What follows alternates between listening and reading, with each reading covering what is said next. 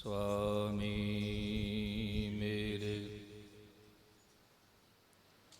SERB कला बनाय प्रगट भई सगले जुग अंतर गुरु नानक की वडियाई।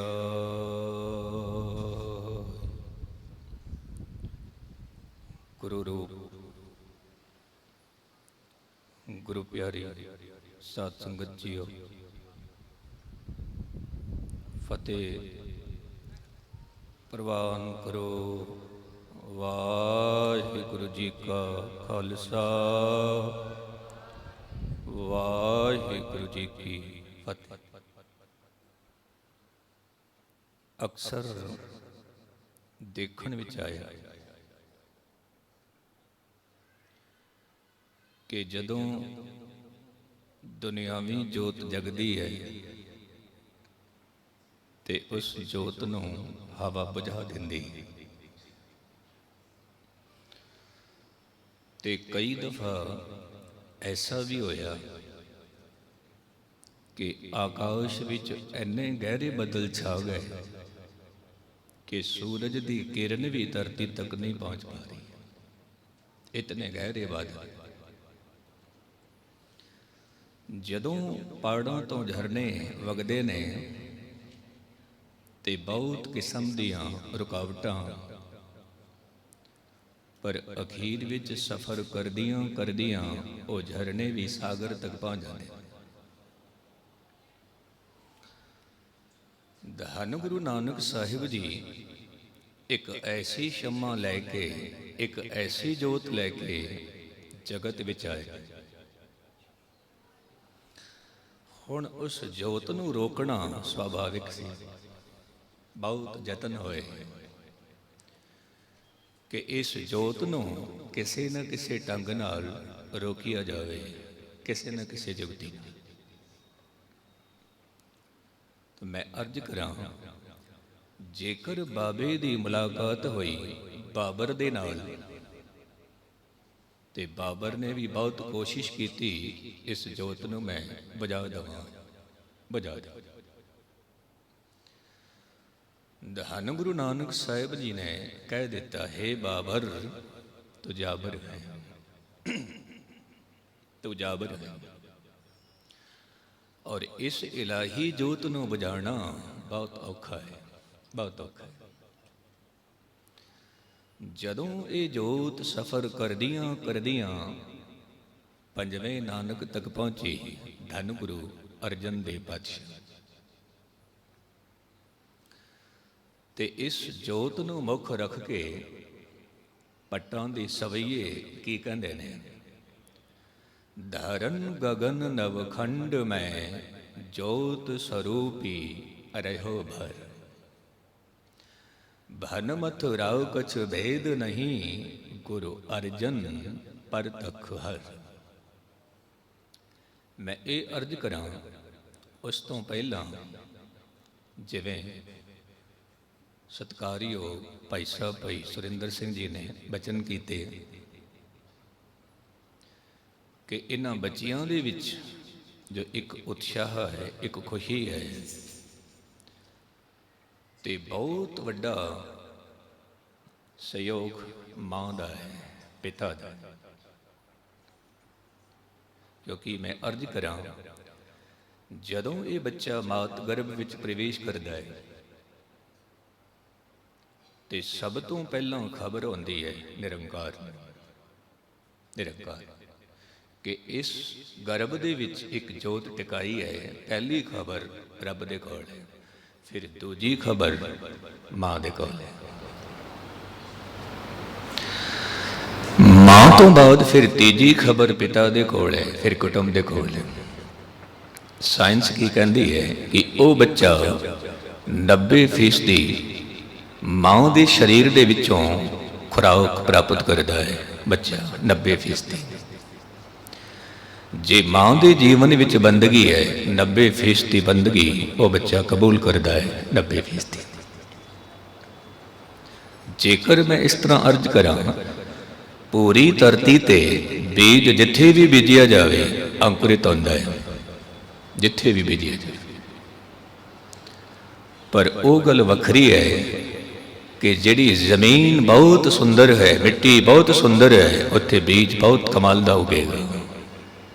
ਔਰ ਜਿੱਥੇ ਜ਼ਮੀਨ ਕੰਕਰੀਲੀ ਹੈ, ਪਥਰੀਲੀ ਹੈ, ਬੀਜ ਉੱਥੇ ਵੀ ਉਗਦਾ ਹੈ, ਪਰ ਉਗਦੀਆਂ ਉਗਦੀਆਂ ਕਈ ਵਾਰ ਉਹ ਤਬਾਹ ਵੀ ਹੋ ਜਾਂਦਾ ਹੈ, ਮਿਟ ਵੀ ਜਾਂਦਾ ਹੈ। ਤੇ ਸਭ ਤੋਂ ਵੱਡਾ ਸਹਿਯੋਗ ਮਾਂ ਦਾ ਹੈ। ਮਾਂ ਦੇ ਕੋਲ ਬੰਦਗੀ ਹੈ, ਬੱਚਾ ਅਸਰ ਕਬੂਲਦਾ ਹੈ। ਪਿਤਾ ਦੀ ਕੋਲ ਬੰਦਗੀ ਹੈ, ਬੱਚਾ ਅਸਰ ਕਬੂਲਦਾ ਹੈ ਮਾਤ ਗਰਭ ਦੇ ਵਿੱਚ। ਇਸ ਕਰਕੇ ਸਿਆਣਿਆਂ ਨੇ ਤਾਂ ਕਹਿ ਦਿੱਤਾ ਕਿ ਜਨਨੀ ਜਨੇ ਤੋ ਭਗਤ ਜਨ। ਜੇਕਰ ਤੂੰ ਜਨਮ ਹੀ ਦੇਣਾ ਹੈ, ਭਗਤ ਨੂੰ ਜਨਮ ਦੇ। ਮੰਨ ਲੈਂਦੇ ਹਾਂ ਜੇ ਕਿਸੇ ਭਗਤ ਨੂੰ ਜਨਮ ਨਹੀਂ ਦਿੱਤਾ ਕੋਈ ਗੱਲ ਨਹੀਂ ਹੈ, ਕਿਸੇ ਦਾਨਵੀਰ ਪੁਰਸ਼ ਨੂੰ ਹੀ ਜਨਮ ਦੇ ਦੇ। ਜੇ ਕਿਧਰੇ ਦਾਨਵੀਰ ਪੁਰਸ਼ ਨੂੰ ਵੀ ਜਨਮ ਨਹੀਂ ਦਿੱਤਾ ਤੇ ਫਿਰ ਕਿਸੇ ਸ਼ੂਰਵੀਰ ਨੂੰ ਜਨਮ ਦੇ। ਔਰ ਜੇ ਕਿਧਰੇ ਤੇਰੇ ਜੀਵਨ ਵਿੱਚ ਕਿਸੇ ਸ਼ੂਰਵੀਰ ਨੂੰ ਵੀ ਜਨਮ ਨਹੀਂ ਦੇ ਪਾਏ, ਕਹਿੰਦੇ ਨੇ ਫਿਰ ਠੀਕ ਹੋਵੇਗਾ ਮਾਂ ਬਾਂਝ ਹੀ ਰਹਿ ਜਾਏ। ਠੀਕ ਠੀਕ। ਹੁਣ ਜਿਸ ਮਹਾਨ ਸ਼ਖਸੀਅਤ, ਮਹਾਨ ਹਸਤੀ, ਸ਼ਾਂਤੀ ਦੇ ਪੁੰਜ ਧੰਨ ਗੁਰੂ ਅਰਜਨ ਦੇਵ ਪਾਤਸ਼ਾਹ ਦੀ ਸ਼ਹਾਦਤ ਨੂੰ ਮੁੱਖ ਰੱਖ ਕੇ ਆਪ ਜੀ ਜੁੜ ਬੈਠੇ। ਮੈਂ ਅਰਜ਼ ਕਰਾਂ ਕਿ ਗੁਰੂ ਨਾਨਕ ਸਾਹਿਬ ਦੀ ਸ਼ਰਨ ਵਿੱਚ ਗੁਰੂ ਅੰਗਦ ਦੇਵ ਪਾਤਸ਼ਾਹ ਨੇ ਰਿਸ਼ਤਾ ਗੁਰੂ ਦਾ ਤੇ ਸੇਵਕ ਦਾ। ਧੰਨ ਗੁਰੂ ਅੰਗਦ ਦੇਵ ਸਾਹਿਬ ਦੀ ਸ਼ਰਨ ਵਿੱਚ ਆਏ ਨੇ ਗੁਰੂ ਅਮਰਦਾਸ ਜੀ, ਰਿਸ਼ਤਾ ਗੁਰੂ ਦਾ ਤੇ ਸੇਵਕ ਦਾ ਉਹ ਵੱਖਰੀ ਗੱਲ ਹੈ, ਕੁੜਮਾਚਾਰੀ। ਧੰਨ ਗੁਰੂ ਅਮਰਦਾਸ ਪਾਤਸ਼ਾਹ ਦੀ ਸ਼ਰਨ ਵਿੱਚ ਆਏ ਨੇ ਗੁਰੂ ਰਾਮਦਾਸ ਪਾਤਸ਼ਾਹ, ਪਰ ਸੇਵਕ ਬਣ ਕੇ ਗੁਰੂ ਸਿੱਖ ਦਾ ਰਿਸ਼ਤਾ। ਔਰ ਧੰਨ ਗੁਰੂ ਰਾਮਦਾਸ ਪਾਤਸ਼ਾਹ ਦੀ ਸ਼ਰਨ ਵਿੱਚ ਧੰਨ ਗੁਰੂ ਅਰਜਨ ਦੇਵ ਪਾਤਸ਼ਾਹ ਕਹਿੰਦੇ ਨੇ ਇੱਕ ਅਲੌਕਿਕ ਘਟਨਾ ਹੈ ਜੋ ਗੁਰੂ ਪਰਿਵਾਰ ਵਿੱਚ ਜਨਮੇ ਨੇ, ਗੁਰੂ ਪਰਿਵਾਰ ਵਿੱਚ ਹੀ ਪਲੇ ਨੇ, ਉਸੇ ਮਾਹੌਲ ਵਿੱਚ, ਉਸੇ ਵਾਤਾਵਰਨ ਵਿੱਚ। ਜੇ ਨਾਨਾ ਜੀ ਹਨ ਗੁਰੂ ਅਮਰਦਾਸ ਪਾਤਸ਼ਾਹ, ਗੁਰੂ ਉਹਨਾਂ ਦੀ ਸ਼ਰਨ ਵਿੱਚ ਬੈਠਦੇ ਨੇ ਤੇ ਇਤਿਹਾਸ ਲਿਖਦਾ ਹੈ 11 ਸਾਲ ਤੱਕ ਗੋਬਿੰਦਵਾਲ ਦੀ ਧਰਤੀ ਤੇ ਨਾਨਾ ਦੀ ਸ਼ਰਨ ਵਿੱਚ ਰਹੇ ਤੇ 7 ਸਾਲ ਗੁਰਦੇਵ ਪਿਤਾ ਜਦੋਂ ਗੁਰੂ ਗੱਦੀ ਤੇ ਬੈਠੇ ਨੇ ਰਾਮਦਾਸ ਪਾਤਸ਼ਾਹ, ਫਿਰ ਉਹਨਾਂ ਦੀ ਸ਼ਰਨ ਵਿੱਚ ਰਹੇ ਨੇ, ਉਹਨਾਂ ਦੀ ਸ਼ਰਨ ਵਿੱਚ। ਤੇ ਜਦੋਂ ਧੰਨ ਗੁਰੂ ਅਰਜਨ ਦੇਵ ਪਾਤਸ਼ਾਹ ਦੇ ਕੋਲ ਇਹ ਦਾਤ ਆਉਂਦੀ ਹੈ ਤਾਂ ਕਿਸੇ ਸਮਾਂ ਤੇ ਜਾ ਕੇ ਧੰਨ ਗੁਰੂ ਗੋਬਿੰਦ ਸਿੰਘ ਮਹਾਰਾਜ ਨੇ ਕਹਿ ਦਿੱਤਾ ਇੱਕ ਕਮਾਲ ਦੀ ਗੱਲ। ਕਿਹੜੀ ਗੱਲ? ਜਦੋਂ ਕਿਸੇ ਨੇ ਪੁੱਛ ਲਿਆ ਮਹਾਰਾਜ ਸਿੱਖ ਕੈਸਾ ਹੋਵੇ, ਮਹਾਰਾਜ ਇਹ ਵੀ ਦੱਸੋ ਟਹਿਲਿਆ ਕਿਸ ਤਰ੍ਹਾਂ ਦਾ ਹੋਵੇ। ਟਹਿਲਿਆ ਕਹਿੰਦੇ ਨੇ ਸੇਵਕ ਨੂੰ, ਟਹਿਲ ਕਰਨ ਵਾਲਾ ਕੈਸਾ ਹੋਵੇ, ਤੇ ਸਾਕ ਕੈਸਾ ਹੋਵੇ, ਤੇ ਪੁੱਤਰ ਕੈਸਾ ਹੋਵੇ। ਧੰਨ ਗੁਰੂ ਗੋਬਿੰਦ ਸਿੰਘ ਮਹਾਰਾਜ ਕਹਿੰਦੇ ਨੇ ਕਿ ਭਾਈ ਲੈਣੇ ਵਰਗਾ ਕੋਈ ਸਿੱਖ ਨਹੀਂ, ਭਾਈ ਲੈਣੇ ਵਰਗਾ ਕੋਈ ਸਿੱਖ ਨਹੀਂ, ਤੇ ਗੁਰੂ ਅਮਰਦਾਸ ਵਰਗਾ ਕੋਈ ਟਹਿਲਿਆ ਨਹੀਂ। 12 ਸਾਲ ਤੱਕ ਆਪ ਜੀ ਜਲਦੀ ਸੇਵਾ ਕਰਦੇ ਨੇ, ਉਹ ਵੀ 60 ਸਾਲ ਦੀ ਉਮਰ ਵਿੱਚ। ਫਿਰ ਕਹਿੰਦੇ ਨੇ ਕਿ ਧੰਨ ਗੁਰੂ ਰਾਮਦਾਸ ਵਰਗਾ ਕੋਈ ਸਾਕ ਨਹੀਂ, ਤੇ ਧੰਨ ਗੁਰੂ ਅਰਜਨ ਦੇਵ ਵਰਗਾ ਕੋਈ ਪੁੱਤਰ ਨਹੀਂ। ਧੰਨ ਗੁਰੂ ਅਰਜਨ ਦੇਵ ਕਿਉਂ? ਕਿਉਂਕਿ ਪਿਤਾ ਦੇ ਆਗਿਆਕਾਰੀ ਨੇ। ਹੁਣ ਮੈਂ ਇੱਥੋਂ ਗੱਲ ਆਰੰਭ ਕਰਾਂ। ਪਿਤਾ ਗੁਰੂ ਰਾਮਦਾਸ ਪਾਤਸ਼ਾਹ ਤੇ ਗੁਰਦੇਵ ਮਾਤਾ ਬੀਬੀ ਭਾਨੀ, ਜਿਨ੍ਹਾਂ ਦੀ ਉਦਰ ਤੋਂ 3 ਪੁੱਤਰਾਂ ਦਾ ਜਨਮ ਹੁੰਦਾ ਹੈ। प्रथम पृथ्वी चंद, 3 साल बाद बाबा महादेव, फिर 3 साल बाद गुरु अर्जन देव। हुण तिन्हां दा सुभाव देखना, एक पूर्ण तौर ते संसारी है, ते दूजा पूर्ण तौर ते त्यागी है, ते तीजा पूर्ण तौर ते आग्याकारी है। धन गुरु अर्जन देव पातशाह। जदों आप जी का प्रकाश होया ते धन गुरु अमरदास पातशाह की रसना चों बोल निकले, बहुत वड्डा पुरख रूह है जमीन ते आया, बहुत वड्डा पुरख। ये बोल धन गुरु अमरदास पातशाह की रसना चों निकले, बहुत वड्डा पुरख जमीन ते आया। ते जदों धन गुरु अमरदास पातशाह जी भोजन छकदे ने, लंगर छकदे ने, ते आप जी की करते ने, उस थाल दे विचों मुट्ठी भर के ते जमीन ते फैला देंदे ने। जमीन ते सिख रोकते ने, पर धन गुरु अमरदास पातशाह कहते ने नहीं, रोकना नहीं, रोकना नहीं। क्यों? क्योंकि ये थाल जिहड़ा पिया है, जिहदे विच भोजन है, इस भोजन दे नाल, इस लंगर दे नाल असीं अपनी भुख मिटानी है, पर धन गुरु अर्जन देव पातशाह ने तां जगत की भुख मिटानी है, जगत की भुख। जे मैं इस पासे अर्ज करा, धन गुरु ग्रंथ साहब जी की पावन बाणी जगत की झोली विच पा के जगत की भुख ही मिटा दी, भुख मिटा दी। जदों गुरु अमरदास पातशाह जी सिंहासन ते बैठे ने, ते आप जी बाल उमर दे विच नाना जी दे कोल पहुँचते ने, ते सिंहासन नूं फड़ के जदों उठते ने, सिंहासन हिलदा है। धन गुरु अमरदास पातशाह पुछदे ने, ये कौन बली है? पिछों आउंदी है बीबी बानी, जो आप जी दी बच्ची है, बेटी है, गुरु अमरदास पातशाह जी। आप जी कहते ने, हे गुरुदेव पिता, ये होर कोई नहीं, आप जी का ही दोहिता है। सतगुरु की रसना चों बोल निकलते ने, दोहिता बाणी का बोहिता। ये रिश्ते करके भावें दोहिता है, पर आउण वाले समां दे विच ये बाणी का बोहित होवेगा। बोहित कहते ने बेड़े नूं, जहाज नूं, जिस विच बैठ के मनुख सागर तो पार हो जाते। जदों 11 साल की उम्र हुई आप जी की, ते आप जी का आनंद कारज होया महू पिंड दे विच। उहदी एक अजीब जी घटना मैं आप जी के सामने अर्ज कर देवां, आप जी की जानकारी वास्ते। 11 साल की उम्र है, ते धन गुरु अर्जन देव पातशाह अपने पिता नूं की कहंदे ने,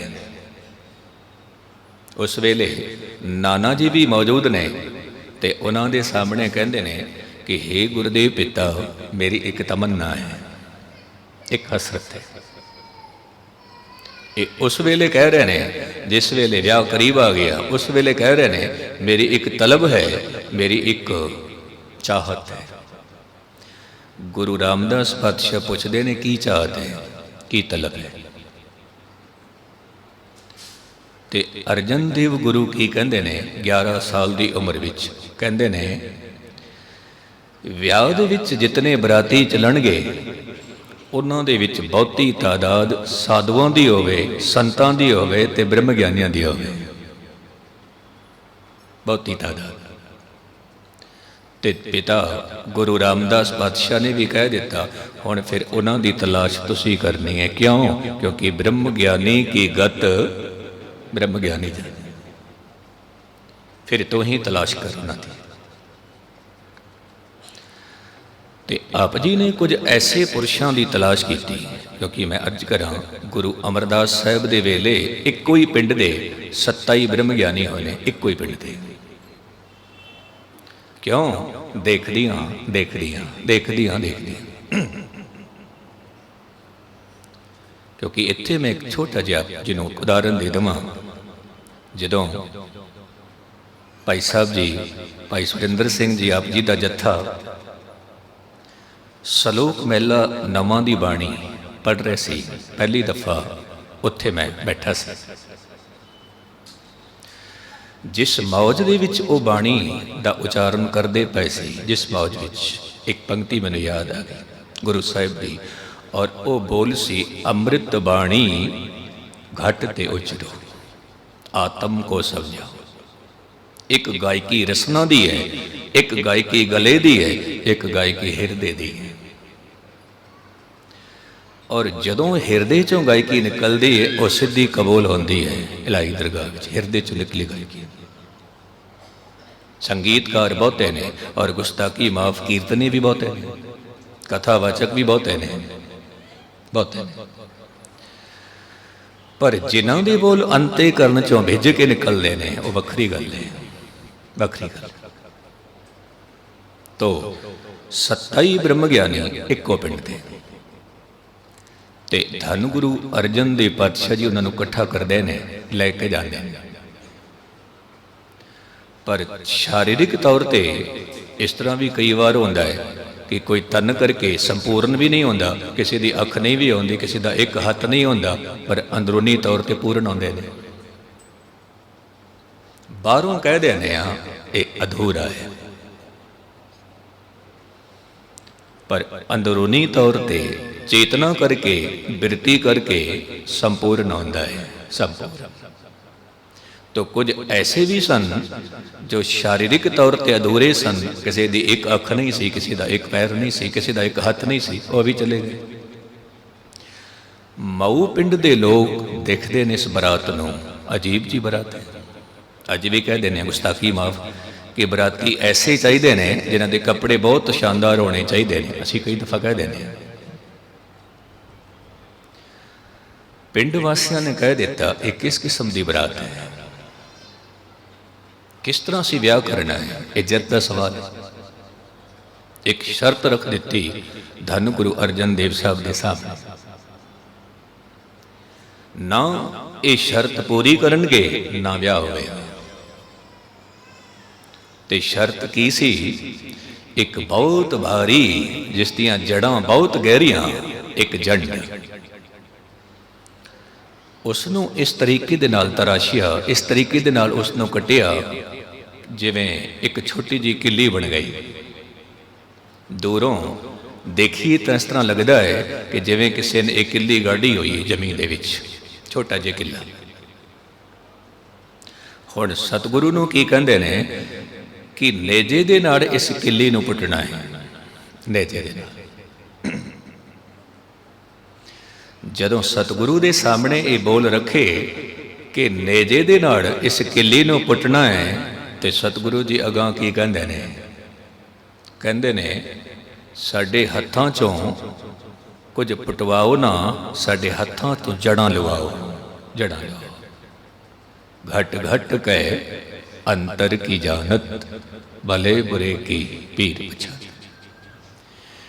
साडे तो जे हो सकता है जड़ां लवाओ, पर पटवाओ तो ना।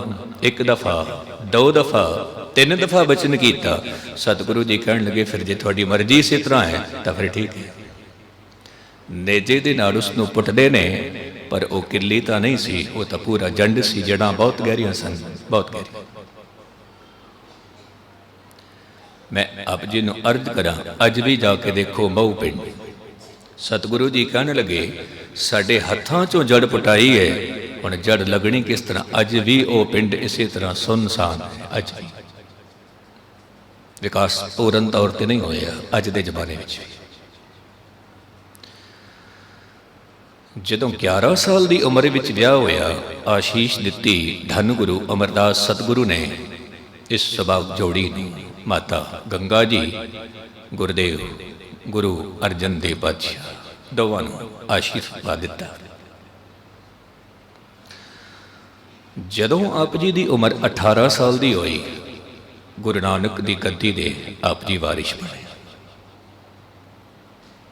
ते आप जी ने पहला बचन की किया, क्यों? क्योंकि गुरुदेव पिता ने बचन किया सी, आप जी ने अमृतसर नूं हरमंदिर साहिब वसाना है।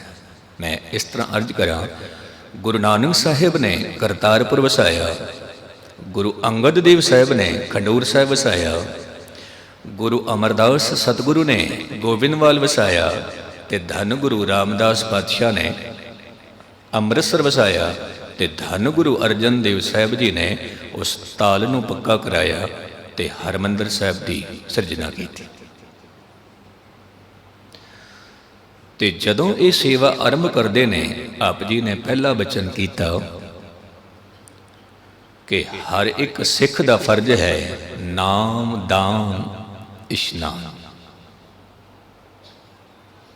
ਸੰਗਤ ਕਹਿੰਦੀ ਹੈ ਮਹਾਰਾਜ ਇਸ ਦੀ ਵਿਆਖਿਆ ਕਰੋ, ਇਸ ਦੀ ਕਥਾ ਕਰੋ, ਇਹ ਕੀ ਹੈ, ਨਾਮ ਕੀ ਹੈ, ਦਾਨ ਕੀ ਹੈ, ਇਸ਼ਨਾਨ ਕੀ ਹੈ।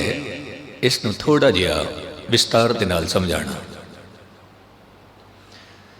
ਅੱਜ ਜੇਕਰ ਆਪ ਜੀ ਧੰਨ ਗੁਰੂ ਅਰਜਨ ਦੇਵ ਪਾਤਸ਼ਾਹ ਦੀ ਮਹਾਨ ਸ਼ਹਾਦਤ ਨੂੰ ਮੁੱਖ ਰੱਖ ਕੇ ਜੁੜੇ ਹੋ ਤਾਂ ਕੁਝ ਪੱਲੇ ਬੰਨ ਲੈਣਾ, ਪੱਲੇ ਬੰਨ।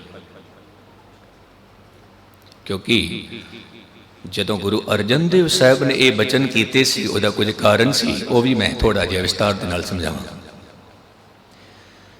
ਜਦੋਂ ਸਤਿਗੁਰੂ ਨੇ ਬਚਨ ਕੀਤਾ ਨਾਮ, ਤੇ ਕਹਿਣ ਲਗੇ ਨਾਮ ਤੋਂ ਮੁਰਾਦ ਹੈ ਗੁਰੂ ਵੱਲ ਮੁਖੜਾ। ਗੁਰੂ ਤੇ ਯਕੀਨ, ਗੁਰੂ ਤੇ ਪ੍ਰਤੀਕ, ਗੁਰੂ ਤੇ ਭਰੋਸਾ ਸਭ ਤੋਂ ਵੱਡੀ ਚੀਜ਼ ਹੈ। ਗੁਰੂ ਵੱਲ ਮੁਖੜਾ, ਇਸ ਨੂੰ ਕਹਿੰਦੇ ਨੇ ਨਾਮ, ਸਿਮਰਨ। ਫਿਰ ਅਗਾਂਹ ਚੱਲ ਕੇ ਕਹਿੰਦੇ ਨੇ ਦਾਨ, ਦਾਨ ਤੋਂ ਮੁਰਾਦ ਹੈ ਦੁਨੀਆ ਵੱਲ ਮੁਖੜਾ। ਧਰਮ ਦੀ ਕਿਰਤ ਵੀ ਕਰਨੀ ਹੈ ਤੇ ਉਹਦੇ ਵਿੱਚੋਂ ਗੁਰੂ ਦਾ ਹਿੱਸਾ ਕੱਢ ਕੇ ਲੋੜਵੰਦਾਂ ਦੀ ਸੇਵਾ ਕਰਨੀ ਹੈ। ਦੁਨੀਆ ਵੱਲ ਮੁਖੜਾ, ਇਹ ਦਾਨ। ਧਰਮ ਦੀ ਕਿਰਤ ਵੀ ਕਰਨੀ ਹੈ, ਲੋੜਵੰਦਾਂ ਦੀ ਸੇਵਾ ਵੀ ਕਰਨੀ ਹੈ।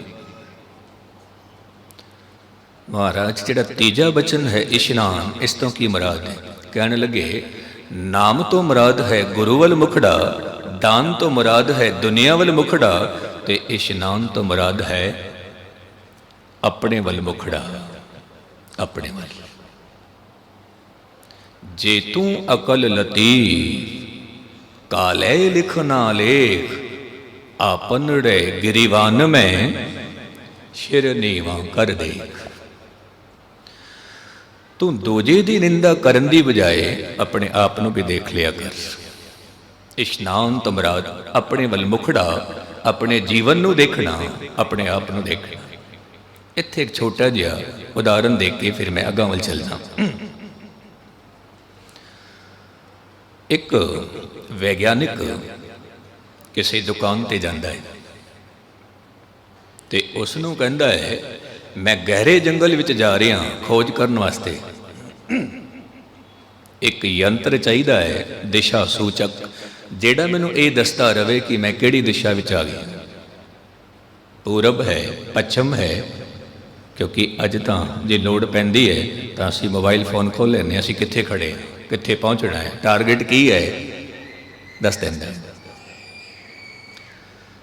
ਜਦੋਂ ਉਹਨਾਂ ਨੇ ਉਹ ਯੰਤਰ ਦਿੱਤਾ, ਇੱਕ ਤਰਫ ਦਿਸ਼ਾ ਸੂਚਕ ਯੰਤਰ ਹੈ ਤੇ ਉਸੇ ਦੇ ਦੂਜੀ ਤਰਫ ਇੱਕ ਮਿਰਰ ਹੈ, ਸ਼ੀਸ਼ਾ ਹੈ।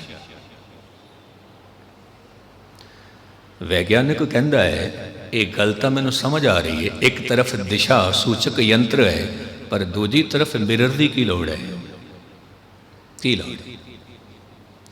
ਬਹੁਤ ਚੰਗੀ ਗੱਲ ਆਖੀ ਦੁਕਾਨਦਾਰ ਨੇ, ਇਸ ਨੂੰ ਸਮਝ ਲੈਣਾ। ਕਹਿਣ ਲੱਗੇ ਕਿ ਇੱਕ ਤਰਫ ਤਾਂ ਯੰਤਰ ਹੈ ਦਿਸ਼ਾ ਸੂਚਕ, ਤੈਨੂੰ ਦੱਸੇਗਾ ਕਿਹੜੀ ਦਿਸ਼ਾ ਵਿੱਚ ਜਾਣਾ ਹੈ, ਕਿਹੜੀ ਦਿਸ਼ਾ ਕਿਸ ਤਰਫ ਹੈ। ਇੱਕ ਯੰਤਰ ਤਾਂ ਤੈਨੂੰ ਇਹ ਦੱਸੇਗਾ ਔਰ ਸ਼ੀਸ਼ਾ ਤੈਨੂੰ ਇਹ ਦੱਸੇਗਾ ਕਿ ਭੁੱਲਣ ਵਾਲਾ ਕੌਣ ਹੈ। ਆਪਣੀ ਤਸਵੀਰ ਵੀ ਦੇਖ ਲੈਣਾ ਉਹਦੇ ਵਿੱਚ ਕਿ ਭੁੱਲਿਆ ਕੌਣ ਹੈ।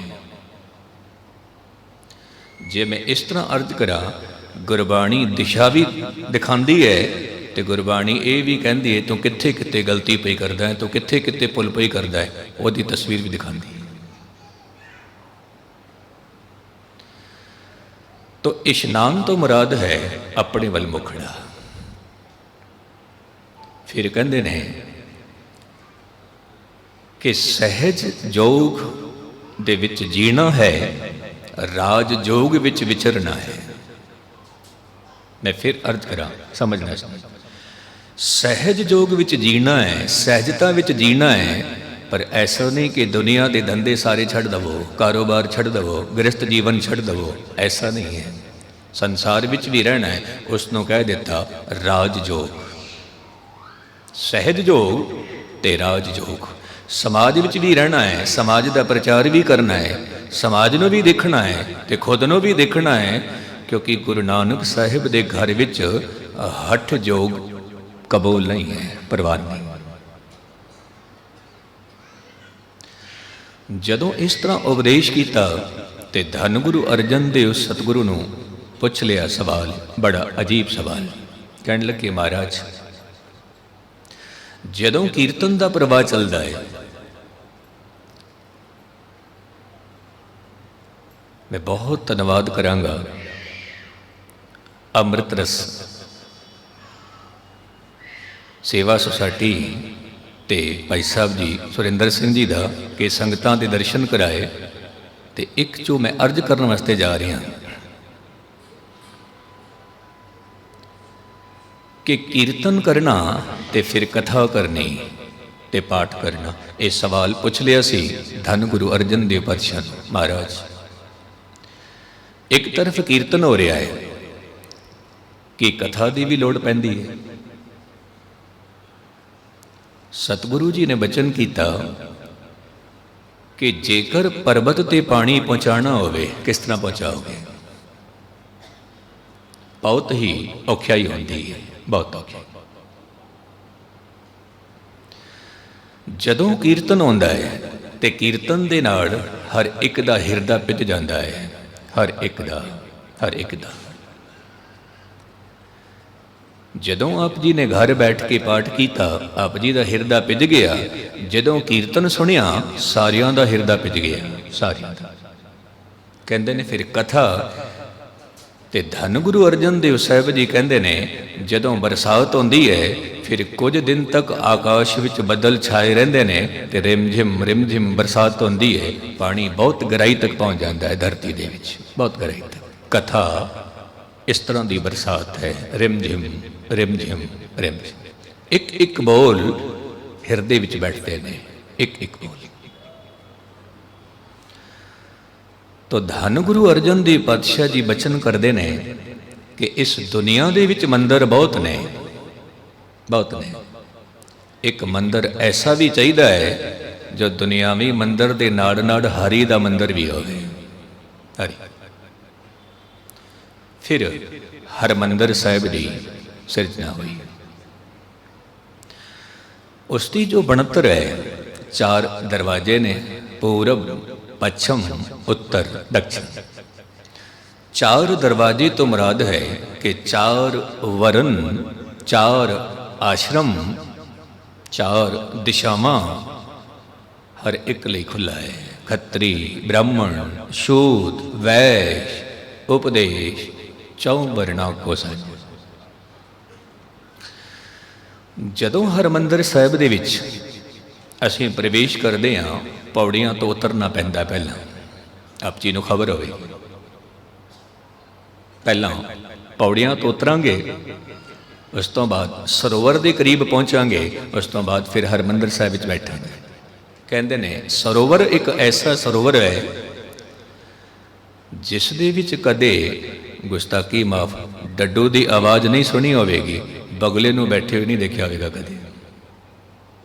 ਇੱਕ ਐਸਾ ਸਰੋਵਰ, ਇੱਕ ਐਸਾ ਅੰਮ੍ਰਿਤ ਸਰੋਵਰ।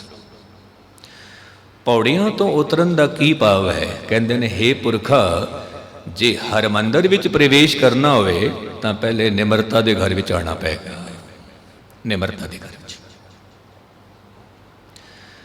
ਤੋ ਜਦੋਂ ਇਹ ਹਰਿਮੰਦਰ ਸਾਹਿਬ ਸੰਪੂਰਨ ਹੋਇਆ, ਤਿਆਰ ਹੋਇਆ, ਇੱਥੇ ਮੈਂ ਜ਼ਿਕਰ ਕਰਾਂਗਾ, ਇੱਕ ਪੱਛਮ ਦਾ ਵਿਚਾਰਕ ਆਇਆ ਸੀ। ਉਸਨੇ ਕਿਹਾ ਕਿ ਹਿੰਦੁਸਤਾਨ ਦੇ ਜਿਤਨੇ ਵੀ ਇਤਿਹਾਸਿਕ ਸਥਾਨ ਨੇ, ਜਿਤਨੇ ਵੀ ਧਾਰਮਿਕ ਸਥਾਨ ਨੇ, ਇਤਿਹਾਸਿਕ ਸਥਾਨ ਨੇ, ਮੈਂ ਉਹਨਾਂ ਨੂੰ ਜ਼ਰੂਰ ਦੇਖਾਂਗਾ। ਤੇ ਉਸਨੇ ਜਿੱਥੇ ਤਾਜ ਮਹਿਲ ਦੇਖਿਆ, ਉੱਥੇ ਹਰਿਮੰਦਰ ਸਾਹਿਬ ਵੀ ਵੇਖਿਆ। ਤਾਜ ਮਹਿਲ ਜਦੋਂ ਬਣਿਆ, 22,000 ਮਜ਼ਦੂਰ ਦਿਨ ਔਰ ਰਾਤ ਮਸ਼ੱਕਤ ਕਰਦੇ ਨੇ ਔਰ 9 ਸਾਲ ਲੱਗਦੇ ਨੇ ਉਹਦੀ ਸੰਪੂਰਨਤਾ ਤੇ ਤਾਜ ਮਹਿਲ। ਤੇ ਹਰਮੰਦਰ ਸਾਹਿਬ 3 ਸਾਲ ਦੇ ਵਿੱਚ ਸੰਪੂਰਨ ਹੋਇਆ। ਇਤਨੀ ਲਗਨਤਾ, ਇਤਨੀ ਮਗਨਤਾ। ਤੇ ਉਸ ਵਿਦਵਾਨ ਨੇ ਤਾਜ ਮਹਿਲ ਨੂੰ ਵੀ ਦੇਖਿਆ, ਹਰਮੰਦਰ ਸਾਹਿਬ ਨੂੰ ਵੀ ਦੇਖਿਆ। ਤੇ ਪੱਤਰਕਾਰ ਉਸ ਨੂੰ ਪੁੱਛਦੇ ਨੇ, ਇਹ ਦੋਵੇਂ ਸਥਾਨ ਦੇਖੇ ਨੇ, ਇਹਨਾਂ ਬਾਰੇ ਕੀ ਕਹਿਣਾ ਚਾਹੁੰਦੇ ਹੋ? ਪੱਛਮ ਦਾ ਵਿਚਾਰਕ ਕਹਿੰਦਾ ਹੈ ਦੋਵਾਂ ਦੇ ਵਿੱਚ ਬਹੁਤ ਫਾਸਲਾ ਹੈ, ਜ਼ਮੀਨ ਆਸਮਾਨ ਦਾ ਫਾਸਲਾ ਹੈ। ਜੇ ਮੈਂ ਇਸ ਤਰ੍ਹਾਂ ਅਰਜ਼ ਕਰਾਂ, ਤਾਜ ਮਹਿਲ ਦੇ ਵਿੱਚ ਮੌਤ ਛਿਪੀ ਹੋਈ ਹੈ, ਹਰਮੰਦਰ ਸਾਹਿਬ ਵਿੱਚ ਜੀਵਨ ਛਿਪਿਆ ਹੋਇਆ ਹੈ।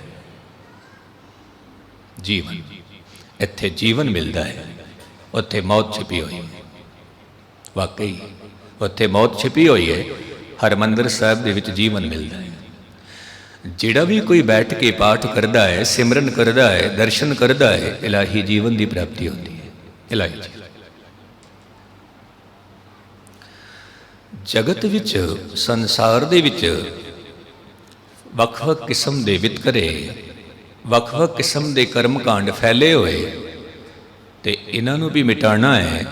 ਤੇ ਆਪ ਜੀ ਨੇ ਫਿਰ ਇੱਕ ਗ੍ਰੰਥ ਤਿਆਰ ਕੀਤਾ, ਕਿਉਂਕਿ ਇਲਾਹੀ ਬਾਣੀ ਗੁਰੂ ਨਾਨਕ ਸਾਹਿਬ ਦੇ ਕੋਲ ਸੀ। ਤੇ ਆਪ ਜੀ ਨੂੰ ਮੈਂ ਇੱਕ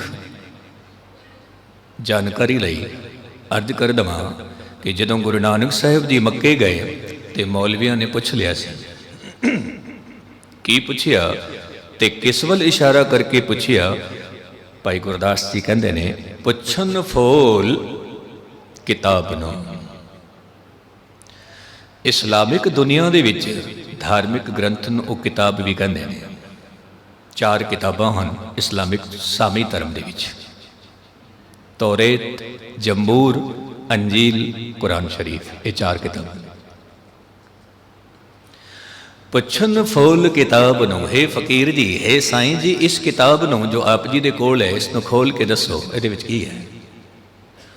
ਇਹ ਆਪ ਜੀ ਦੀ ਕਿਤਾਬ ਕੀ ਕਹਿ ਰਹੀ ਹੈ? ਕੌਣ ਵੱਡਾ ਹੈ, ਹਿੰਦੂ ਕਿ ਮੁਸਲਮਾਨ? ਜਗਤ ਗੁਰੂ ਬਾਬਾ ਕਹਿੰਦੇ ਨੇ ਕਿ ਵੱਡਾ ਕੋਈ ਵੀ ਨਹੀਂ ਹੈ, ਵੱਡੇ ਕਰਮ ਨੇ, ਸ਼ੁਭ ਅਮਲ। ਉਹ ਬਾਣੀ ਗੁਰੂ ਨਾਨਕ ਸਾਹਿਬ ਨੇ ਗੁਰੂ ਅੰਗਦ ਦੇਵ ਸਾਹਿਬ ਨੂੰ ਬਖਸ਼ੀ।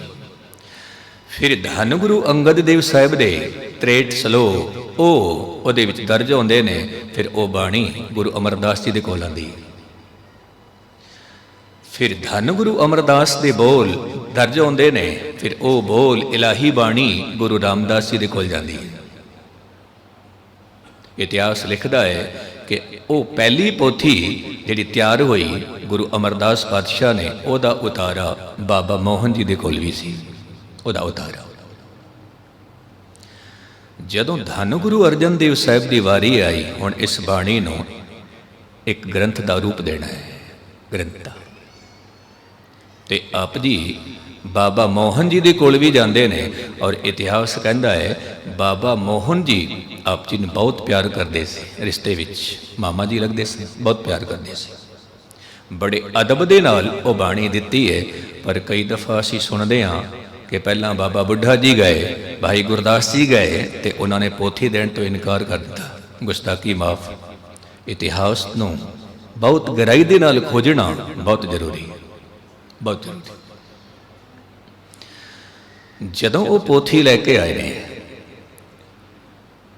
ਤੇ ਭਾਈ ਗੁਰਦਾਸ ਜੀ ਨੂੰ ਲਿਖਾਰੀ ਬਣਾਉਂਦੇ ਨੇ। ਧੰਨ ਗੁਰੂ ਅਰਜਨ ਦੇਵ ਪਾਤਸ਼ਾਹ ਜੀ ਇਸ ਬਾਣੀ ਦਾ ਉਚਾਰਨ ਕਰਦੇ ਨੇ, ਜਿਹਦੇ ਵਿੱਚ ਕੁਝ ਬੋਲ ਭਗਤਾਂ ਦੇ ਵੀ ਨੇ, ਬਾਕੀ ਬੋਲ 5 ਗੁਰੂ ਸਾਹਿਬਾਨ ਦੇ ਨੇ। 15 ਭਗਤ ਨੇ, 11 ਪੱਟ ਨੇ ਤੇ 4 ਨਿਕਟਵਰਤੀ ਸਿੱਖ ਨੇ। ਇਹਨਾਂ ਦੀ ਬਾਣੀ ਦਰਜ ਹੁੰਦੀ ਹੈ। ਉੱਥੇ ਕੁਝ ਕਵੀ ਬੈਠੇ ਨੇ। ਮੈਂ ਭਗਤ ਇਸ ਕਰਕੇ ਨਹੀਂ ਕਹਿ ਰਿਹਾ ਕਿਉਂਕਿ ਭਗਤਾਂ ਦੇ ਜਿਹੜੇ ਬੋਲ ਹੁੰਦੇ ਨੇ ਉਹ ਇਲਾਹੀ ਬੋਲ ਹੁੰਦੇ ਨੇ। ਜੇਕਰ ਉਹ ਭਗਤ ਹੁੰਦੇ, ਇਲਾਹੀ ਬੋਲ ਹੁੰਦੇ, ਤਾਂ ਧੰਨ ਗੁਰੂ ਅਰਜਨ ਦੇਵ ਪਾਤਸ਼ਾਹ ਉਹਨਾਂ ਦੇ ਬੋਲ ਜ਼ਰੂਰ ਦਰਜ ਕਰਦੇ। ਪਰ ਉਹ ਕਵੀ ਸਨ, ਰਚਨਾਕਾਰ ਸਨ।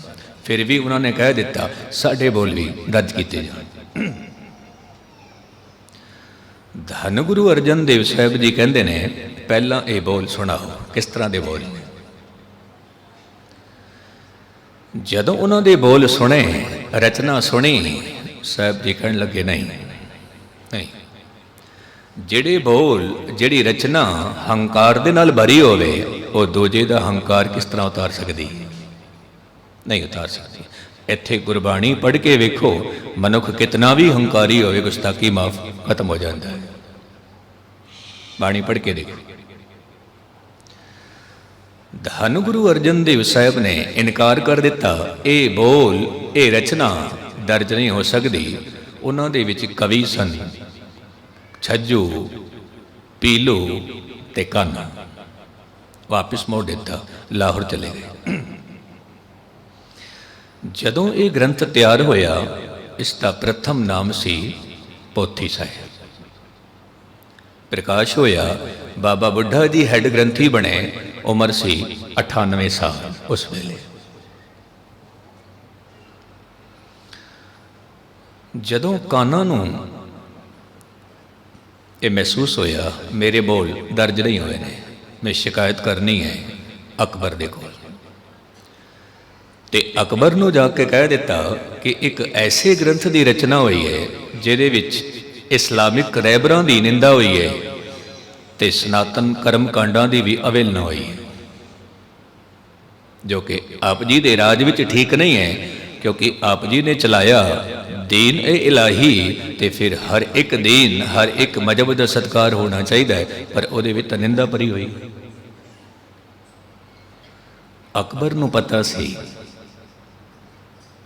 कितनी दफ़ा मुलाकात हुई गुरु अमरदास पातशाह दे नाल, गुरु रामदास पातशाह दे नाल, गुरु अर्जन देव पातशाह दे नाल।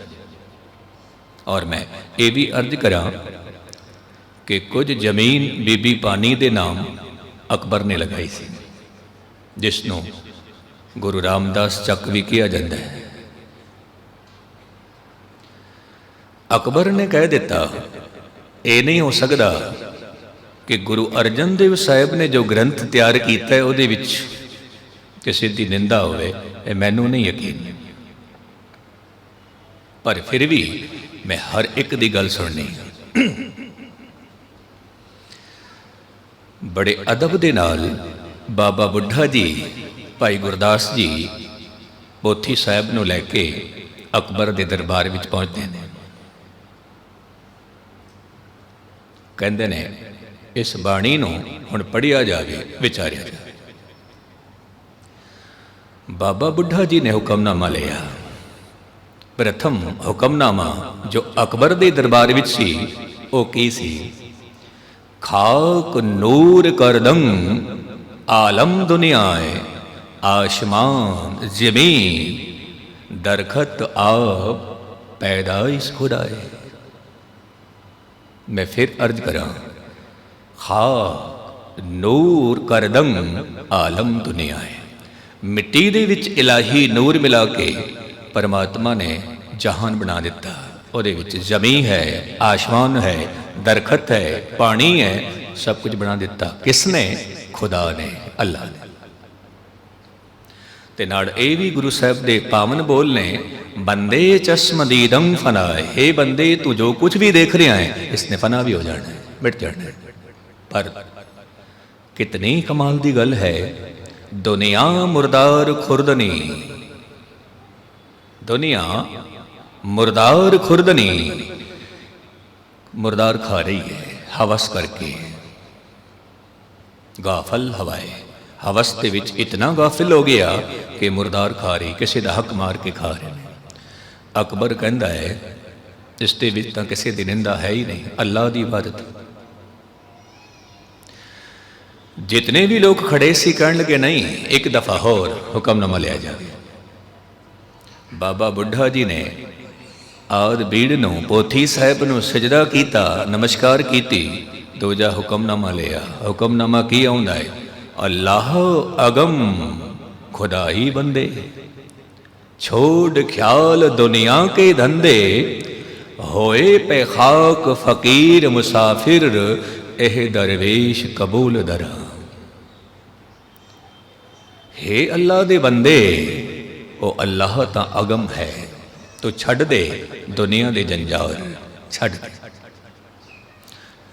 जेकर तू कुछ चाहुंदा है, होए पे खाक फकीर, तू किसी फकीर दे चरणां दी खाक बन जा, तू किसी सिख दे चरणां दी खाक बन जा, किसी गुरमुख दे चरणां दी खाक बन जा, ते अपने आप नूं मुसाफिर बना के रख।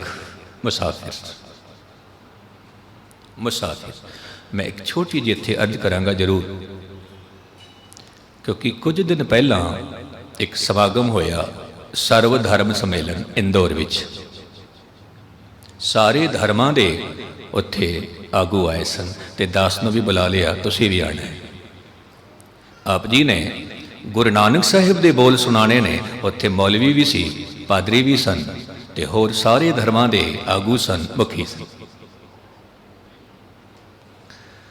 उत्थे 2 दिन का प्रोग्राम चलता रहा, सर्व धर्म सम्मेलन।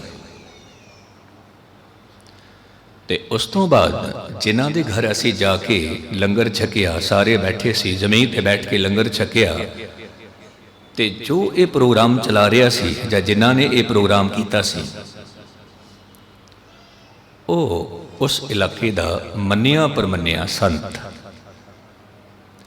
ते ओ कहने लगा, मेरे घर मिनिस्टर भी आते हैं, प्राइम मिनिस्टर भी, प्रेजिडेंट भी, और मेरी एक तमन्ना है कि एक ऐसा संगठन तैयार किया जाए जिहदे विच सारे धर्मां दी गल होवे, विचार होवे। एक ऐसी एक पोथी तैयार की जाए जां ग्रंथ तैयार किया जाए। वो विचार कर रहा सी। कहण लगे, 1 महीने बाद फिर असी इकट्ठे होवांगे, फिर असी विचार करांगे, तां करके असी मंजिले मकसूद ते पहुंचीए।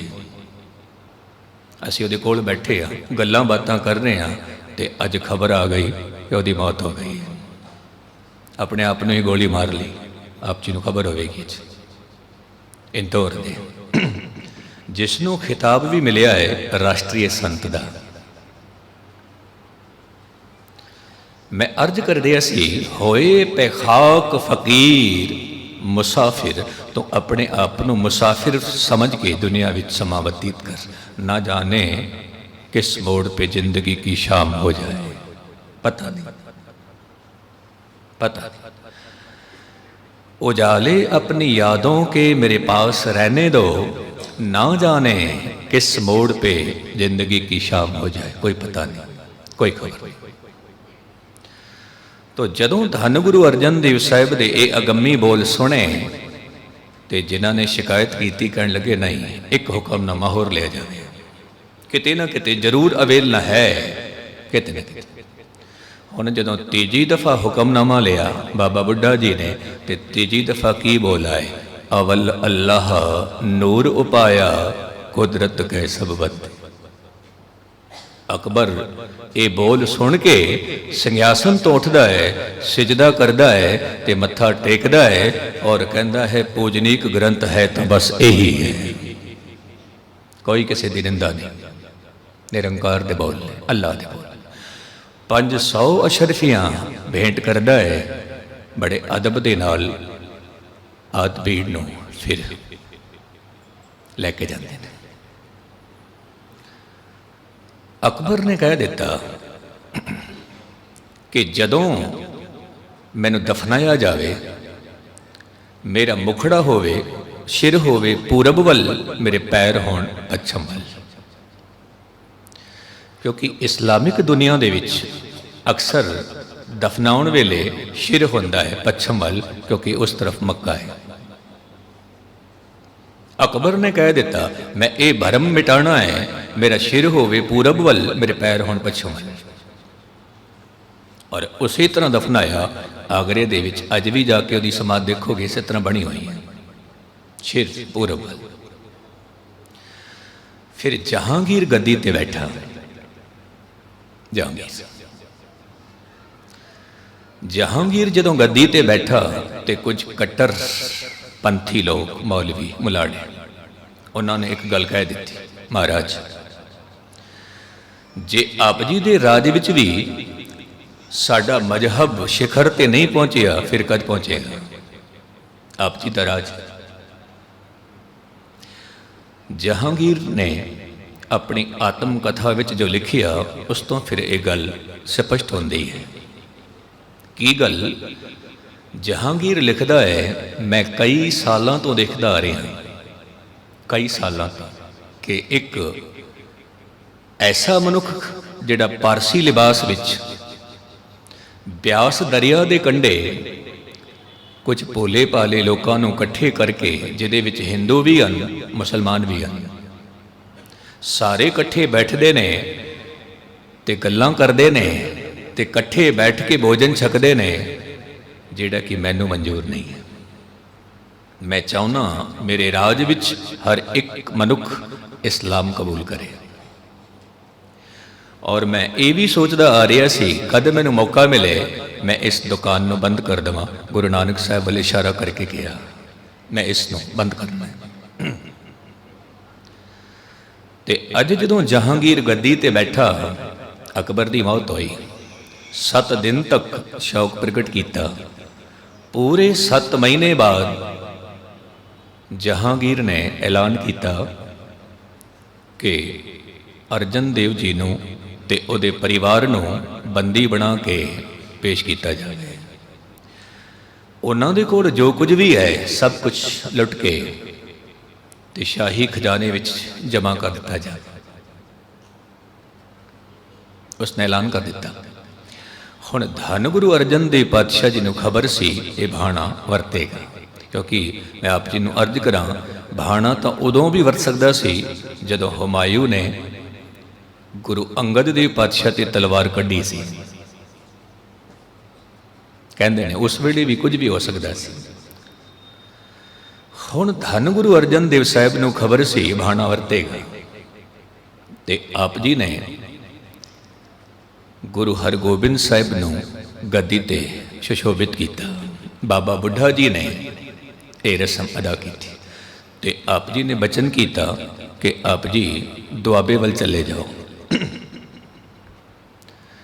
ਤੇ ਉਸ ਤੋਂ ਬਾਅਦ ਫਿਰ ਧੰਨ ਗੁਰੂ ਅਰਜਨ ਦੇਵ ਸਾਹਿਬ ਜੀ ਨੂੰ ਅੰਮ੍ਰਿਤਸਰ ਤੋਂ ਹੀ ਗ੍ਰਿਫਤਾਰ ਕਰਕੇ ਲਾਹੌਰ ਲੈ ਗਏ। ਜਹਾਂਗੀਰ ਕਹਿੰਦਾ ਹੈ ਆਪਣਾ ਈਮਾਨ ਛੱਡ ਦੋ, ਕਹਿਣ ਲੱਗੇ ਨਹੀਂ। ਜਹਾਂਗੀਰ ਇਹ ਵੀ ਕਹਿੰਦਾ ਹੈ ਕਿ ਆਪ ਜੀ ਨੇ ਚੰਦੂ ਦੀ ਬੇਟੀ ਦਾ ਰਿਸ਼ਤਾ ਆਪਣੇ ਬੇਟੇ ਲਈ ਕਬੂਲ ਕਿਉਂ ਨਹੀਂ ਕੀਤਾ। ਤਾਂ ਧੰਨ ਗੁਰੂ ਅਰਜਨ ਦੇਵ ਪਾਤਸ਼ਾਹ ਕਹਿੰਦੇ ਨੇ ਕਿ ਇਹ ਸੰਗਤਾਂ ਦਾ ਹੁਕਮ ਸੀ, ਸੰਗਤਾਂ ਦਾ, ਕਿਉਂਕਿ ਸੰਗਤਾਂ ਨੇ ਇਹ ਬੋਲ ਸੁਣ ਲਏ ਸੀ ਚੰਦੂ ਦੇ। ਜਦੋਂ ਚੰਦੂ ਨੇ ਕਹਿ ਦਿੱਤਾ ਸੀ ਮੇਰੀ ਬੇਟੀ ਦਾ ਰਿਸ਼ਤਾ ਕਿੱਥੇ ਕੀਤਾ ਹੈ, ਬਾਕਾਇਦਾ ਉਹਨਾਂ ਨੇ ਤਾਂ ਇਸ ਤਰ੍ਹਾਂ ਕਹਿ ਦਿੱਤਾ ਕਿ ਚੌਬਾਰੇ ਦੀ ਇੱਟ ਨੂੰ ਕੱਢ ਕੇ ਮੋਰੀ ਵਿੱਚ ਲਗਾ ਕੇ ਆਇਓ। ਭਾਵ ਮੈਂ ਤਾਂ ਚੌਬਾਰਾ ਹਾਂ ਤੇ ਗੁਰੂ ਨਾਨਕ ਦਾ ਘਰ ਮੋਰੀ ਹੈ ਮੇਰੇ ਵਾਸਤੇ। ਇਤਨੇ ਹੰਕਾਰੀ ਬੋਲ। ਸੰਗਤ ਕਹਿੰਦੀ ਰਿਸ਼ਤਾ ਕਬੂਲ ਨਹੀਂ ਕਰਾਂਗੇ। ਤੋ ਧੰਨ ਗੁਰੂ ਅਰਜਨ ਦੇਵ ਪਾਤਸ਼ਾਹ ਜੀ ਕਹਿਣ ਲੱਗੇ ਜਹਾਂਗੀਰ ਨੂੰ, ਹੇ ਜਹਾਂਗੀਰ, ਮੈਂ ਸਭ ਕੁਝ ਛੱਡ ਸਕਦਾ ਹਾਂ ਪਰ ਸੰਗਤਾਂ ਦਾ ਹੁਕਮ ਉਸ ਦੀ ਅਦੋਲੀ ਨਹੀਂ ਕਰ ਸਕਦਾ, ਨਹੀਂ ਕਰ ਸਕਦਾ। ਇਸਲਾਮ ਵੀ ਕਬੂਲ ਨਹੀਂ ਕਰਨਾ ਹੈ ਤੇ ਸੰਗਤਾਂ ਦਾ ਜੋ ਹੁਕਮ ਹੈ ਉਸ ਦੀ ਵੀ ਮੈਂ ਅਦੋਲੀ ਨਹੀਂ ਕਰਨੀ। ਜਹਾਂਗੀਰ ਨੇ ਹੁਕਮ ਕੀਤਾ ਕਿ ਇਸ ਨੂੰ ਤਸੀਹੇ ਦੇ ਕੇ ਇਸ ਦਾ ਕਤਲ ਕੀਤਾ ਜਾਵੇ।